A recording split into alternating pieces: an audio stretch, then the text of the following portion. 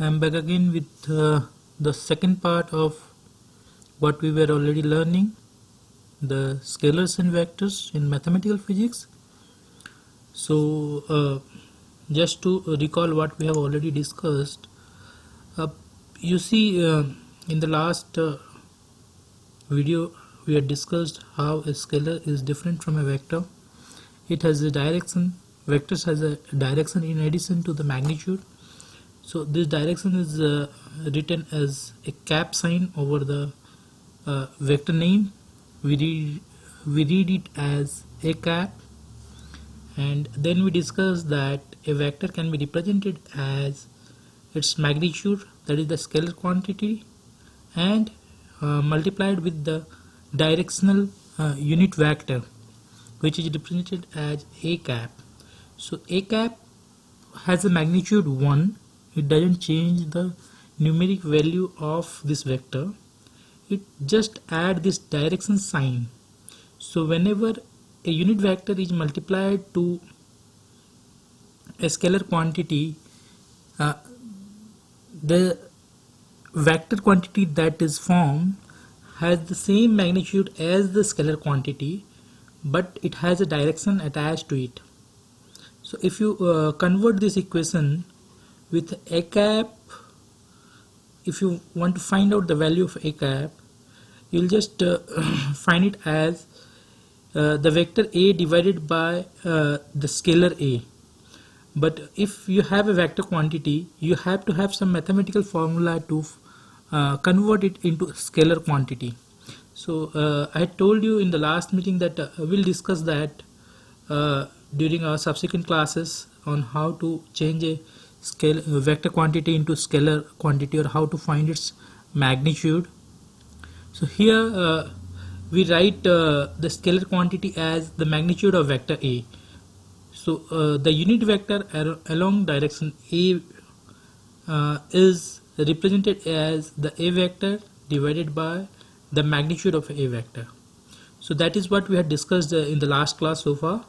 And to remind you, we are using a textbook to begin with, and if you'd like to see what textbook we are using, you can see it's Mathematical Methods for Physicists, a concise introduction by Tai Chow. It's a Cambridge University Press. So we told that we are just starting from this book, and from time to time we'll be shifting our books so that we'll have a versatile idea of what scalars are and how vectors are treated in all scientific domain. So probably that will help you using vectors easily. So we have also learned in our last class that all the vectors have a direction, but all the quantities with direction are not vectors. That is the reason behind that is if you want a quantity to be vector, it has to follow certain rules, and number one rule is the commutative property.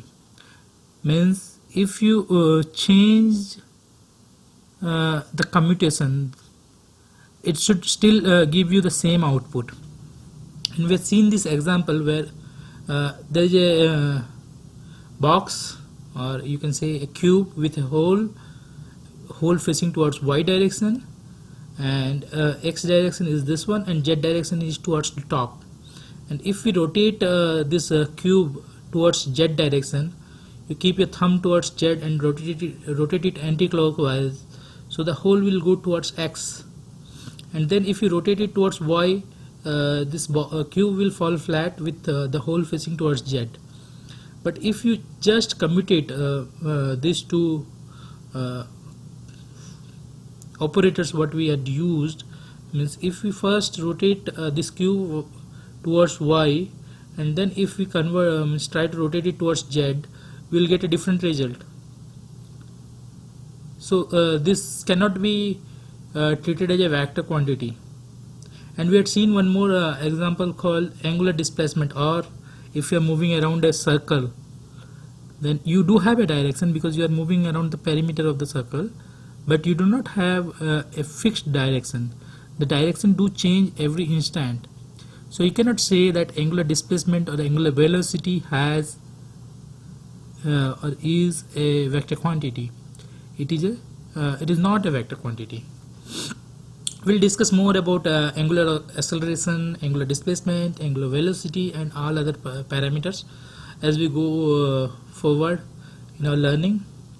So today we'll try to understand how a vector are represented and how we treat those vectors. For a scalar quantity, we know that we use scalar quantities every now and then. We add 5 kgs to 10 kgs and we get a result called 15 kgs. If we reverse it, if we add 10 kgs to 5 kgs, it will again be 15 kgs. But in case of vectors, some of the algebraic equations, like if you try to multiply two vectors or if you try to divide two vectors, the process changes. It's not as easy as scalars.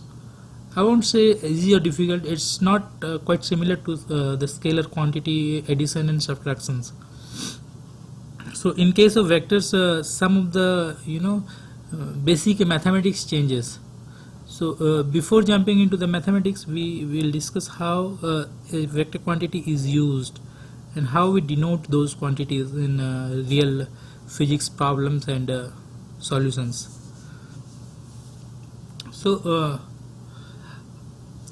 you see in this book, they have written as a remind you, when a vector is written in the textbook, it's always bold faced. So this a is bold faced means it's a vector quantity. Had it been an italic item, it is a scalar quantity. So a vector is written as this. And what's this? This is the summation of three scalar quantities multiplied with their directional vector. So let me try to simplify this thing. Let's go to a notebook, and this is what we had discussed in our last meeting. So we'll go further. So today, let's say I want to discuss something about a vector. So let us say this is the coordinate system what we use in our this is x direction, this is y direction, and this is z direction. So it's a three-dimensional space, and let us say there is a vector quantity that is somewhere here at this point, and we call it a vector.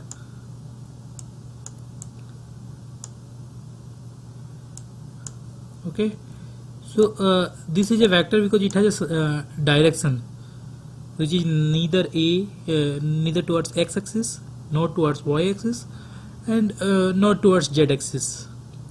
So this is a vector that is represented in a coordinate system. If you remember the basic coordinate geometry, for any two-dimensional surface, it's easy to resolve this vector. Let me first show you a two-dimensional geometry where it's quite easy. Then we'll jump to that three-dimensional thing. So if we see a two-dimensional geometry, it has an x-axis and a y-axis. This is x and this is y. And let us say my vector is from origin, it's somewhere here. It's a vector. So in coordinate geometry, if we consider this point, the tip of this vector, as a point here, then we would have given its coordinates like x1, y1, isn't it? So we used to give its coordinate like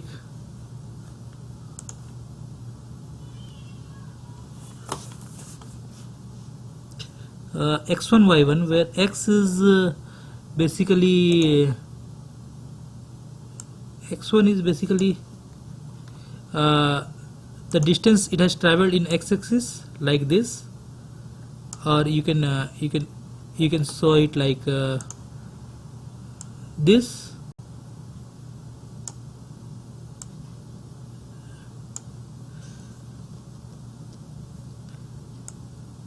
And the distance traveled in y direction is like this,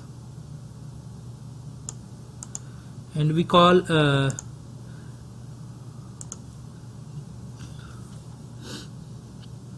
this as this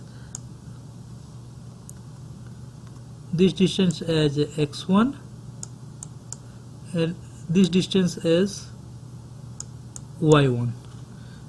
So we say that this is equal to y1 and this is equal to x1, and that is why we come to a conclusion that this point is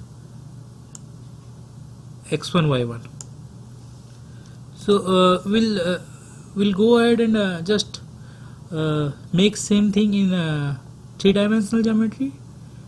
Here for instance it will fall like this.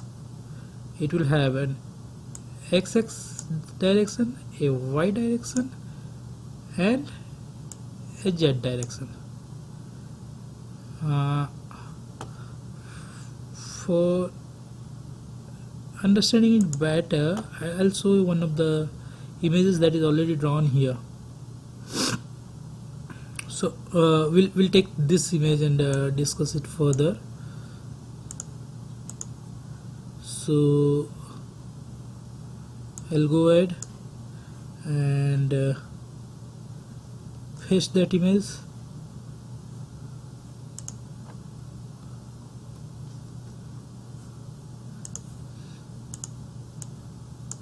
And we'll discuss in this image, so it will be easier. So this book has a different notation. We call it x, y, and z. No x1, x2, x3. And similarly, this distance is called x1. This distance is called z1. And this distance is called y1. So this is a vector, and if we resolve it in three parts: the height, the width, and the length. So it will be denoted, this point will be denoted with using 3 points: x1, y1, z1. If you have learned three-dimensional coordinate geometry. So x1 is basically the distance it has traveled in x-axis towards x-axis, which is this one. This distance is equal to this distance because it's a rectangle. And y1 is the distance traveled in y direction. So if you see this distance and you make a rectangle here like this, so this equal to this, so that is why y1. And z1 is the direction towards z-axis. So this is a z-axis, this is equal to this. It's again a rectangle. So that is why a point can be resolved in three directions, means the three axes. So now the question is, this is about a point. What about this vector that is heading from 0, the origin of the coordinate system, towards this point? So in order to show this vector, what we do, we add the directional vectors towards x, towards y, and towards z to these coordinate points. So in order to write this thing, I'll take a different ink. We write x1 I cap plus y1 j cap plus z1 k cap. So as we discussed earlier, these caps are unit vectors, and in order to simplify things in mathematical physics, there are some standards. I cap represents the unit vectors towards I cap represents to the unit vector towards x-axis, towards this direction is I cap. J cap is towards y-axis, and k cap is towards z-axis. So if you know that this is standard to all mathematical physics classes, so you will find these things quite convenient in every place.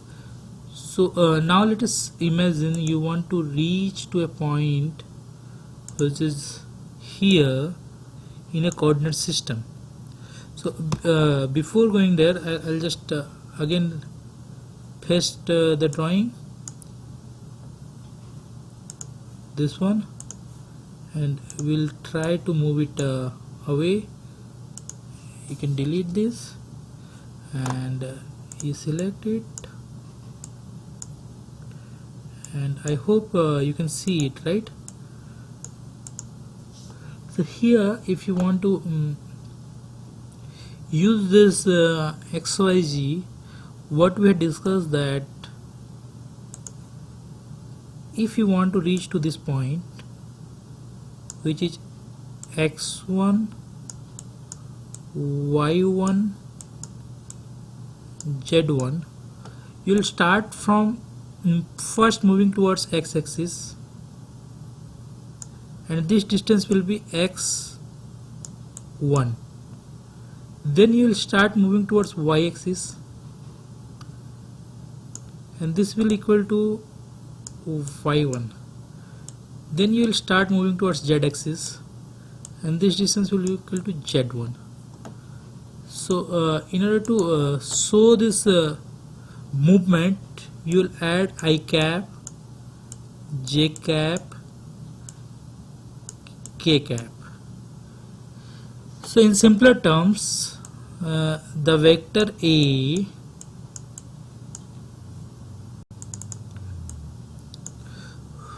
can be represented as x, y1, z1, or a1, a2, a3. It's common. Let's see a1.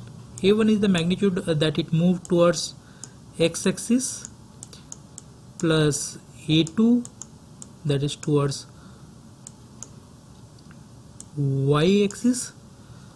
So this is j cap, plus a3, that it moved towards z-axis, so it's k cap.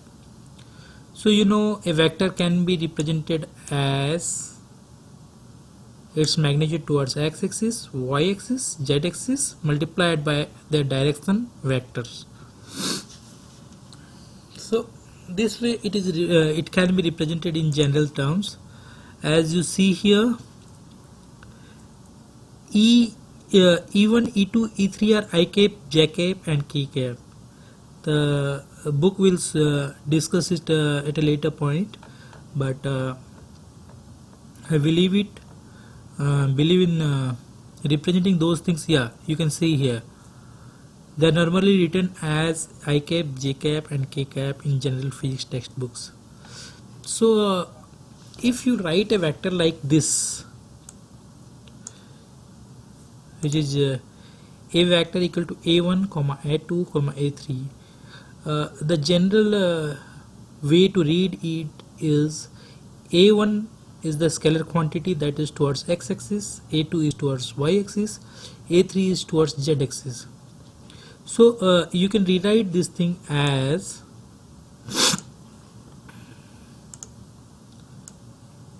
a1 I cap plus a2 j cap plus a3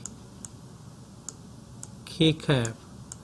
So this is the same way you write any vector quantity. So you can represent them as A1, A2, A3. Sorry for the poor handwriting. So this way you will represent it. So a vector quantity in mathematical physics has three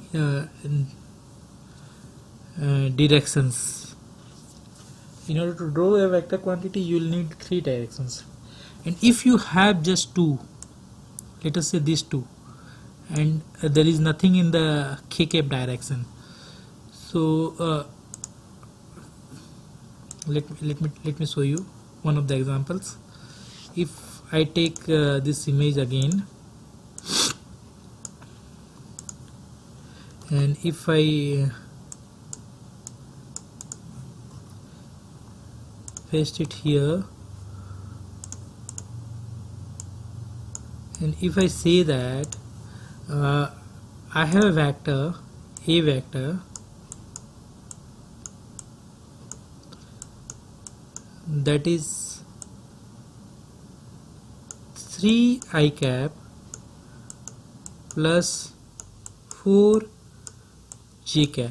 It doesn't have something called k cap, means how to represent this vector. So let's try to represent it. This is x as we discussed, this is y, and this is z. So it says that the vector A goes 3 units towards x and 4 units towards y. So if this is a coordinate geometry, we will try to move towards x, it is 3 units, and then we will try to move towards y, it is 4 units. So our vector will be from this point to this point, a straight line of course, with a arrow sign. So this vector will essentially be in the xy plane, in this plane. It won't be coming out towards z plane. Z is this way, this direction. So it is not coming towards z axis, it's on the xy plane. So you can say this vector is on xy plane. Similarly, if I have another vector which says 2 k cap, it doesn't have I cap or j cap. So how to use it, means how will you define this point?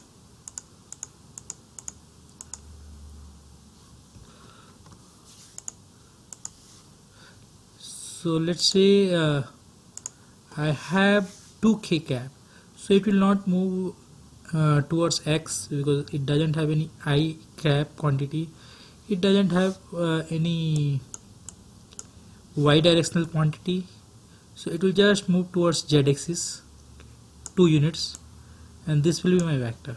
So this vector is same as, the direction of this vector is same as z axis direction, but the magnitude is just 2.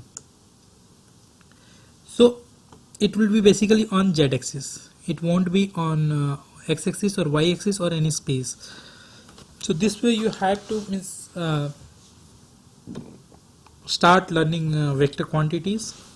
If you have, for example, another vector c which is 6 I cap minus 2 k cap, so it doesn't have any j quantity. So if it has no y-axis parameters, this is y-axis, so essentially this vector will be on xz plane because there is nothing on y side. So how to draw it? I'll change the ink. It will go towards x-axis 6 unit, this is 6, and towards z it will go minus 2. So basically it will go back like this, this is minus 2, and our point, this is our point where we need to reach. So our vector will be like this, this is our c vector. So the it is very easy to draw vectors. You have to start with origin, and you have to go in x, y, and z direction based on the values of I cap, j cap, and k cap in the equation. And finally, you have to join the origin as the tail, and the final point is the head. Head means the arrow sign will be at the final point, and tail means it will be the tail of the vector. So this way the vector operates. It is three unit vectors associated with each magnitudes. So if some of the unit vectors are not presented, you can consider 0 towards that direction. For example, in case of C vector, j cap is 0 because it doesn't move towards j cap, and so I think you're getting it right.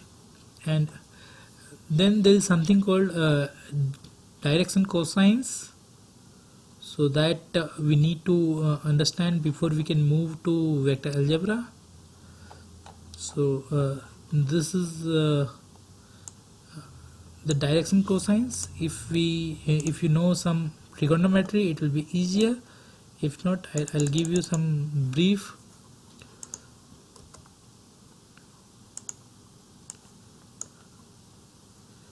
So I am trying to put this image in front of you.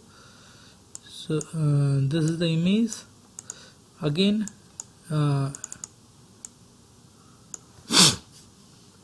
I'll change the axis. This is x, this is y, and this is z.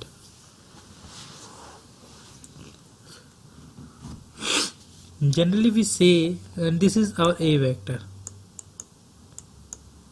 Generally we say the vector a makes some angles with this three coordinate system, as you can see. So the vector a makes an angle alpha with x-axis, beta with y-axis, and gamma with z-axis. It's the general notation in mathematical physics, so we'll try to retain that. Since I changed the coordinate axis, I had to change the angles. So if you know a trigonometry, let me introduce you some of the sines and cosine equations. It's not very tough.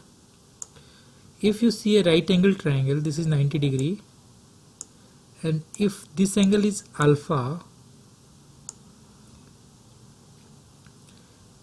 we call it b. B is the base, this is p, and this is hypotenuse of this right angle triangle. So we say cos alpha, cosine of alpha is basically the base divided by h, the hypotenuse. This is b by h. So the easy way to remember it is h is the longest line. H is just opposite to the 90 degree angle here. Okay, and the other line which is attached to h is on top.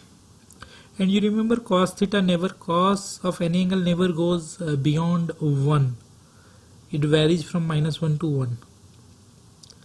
So the biggest thing has to be in the denominator always. The short line will be on the top, so that this value will not exceed 1 at any cost. So this is the formula for cos alpha. So now if we try to find out cos alpha here and cos beta here, cos gamma here, if we see there is a line like this which makes 90 degree here, So this is h, a vector is h hypotenuse, and since we are using this angle as alpha, this is our b. This is towards x direction, so we can say that a1 is towards x direction, and h is always at the denominator, so that is a vector. This is cos alpha.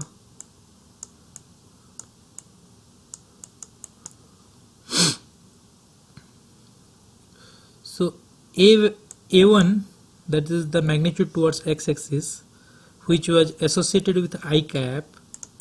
If you see our original thing, it had an I cap, but in cos theta there is no vector. This is a scalar quantity, so this will be a scalar quantity. So we'll discuss how this is an scalar quantity and how this is managed, but for simplicity you remember, actually you have to write a modulus here to make it scalar. Now this is a scalar quantity, so cos alpha is x direction magnitude divided by total vector magnitude. Similarly, if you write cos beta, cosine of beta, this will be a2 divided by the magnitude of a vector, and so cos gamma will be a3 divided by magnitude of a vector. So if you go back to this PDF file, it says initially a vector can be represented as a1 I cap, e1, e2, e3 are I cap, j cap and k cap. So a vector are represented as a1 I cap plus a2 j cap plus a3 k cap. Okay, there is a printing mistake here, it has to be 3. So now coming to the equation, if we divide and multiply it by a, small a is the magnitude, so we'll get a1 by a I cap, a2 by a j cap, a3 by a k cap. But as we saw now, this is cos alpha, this is cos beta, and this is cos gamma, cosine of alpha beta gamma. So we can write this complete thing as a vector equal to magnitude of a, that is the scalar quantity, in bracket cos alpha I cap, cos beta j cap, cos gamma k cap. So this is another way to represent our vector, and cos alpha beta gamma are called the direction cosines because it represents the directions, and we'll see its physical use as we go through the classes. It has a great use in finding out the magnitude, the direction, and we can use it for some of the algebraic calculation with the vectors. And from these equations it follows that a cap, you see the vector a is written as scalar a into magnitude direction towards a cap, direction towards a, that is a cap, and again we are writing that a is equal to this one, or in terms of direction cosine like this. So it follows that a cap, that is the directional unit vector towards a vector, can be represented as this bracketed term, which is cos alpha, cos beta, cos gamma, I cap, j cap, k cap. And as we discussed, I cap, j cap, k cap can be omitted, and the plus signature can be omitted if we write them in bracket like this. So now you know, if you have these angles alpha, beta and gamma, then probably you can find out the unit vector towards the vector a by just adding cos alpha, cos beta and cos gamma in this vector form. We'll see how this can be added.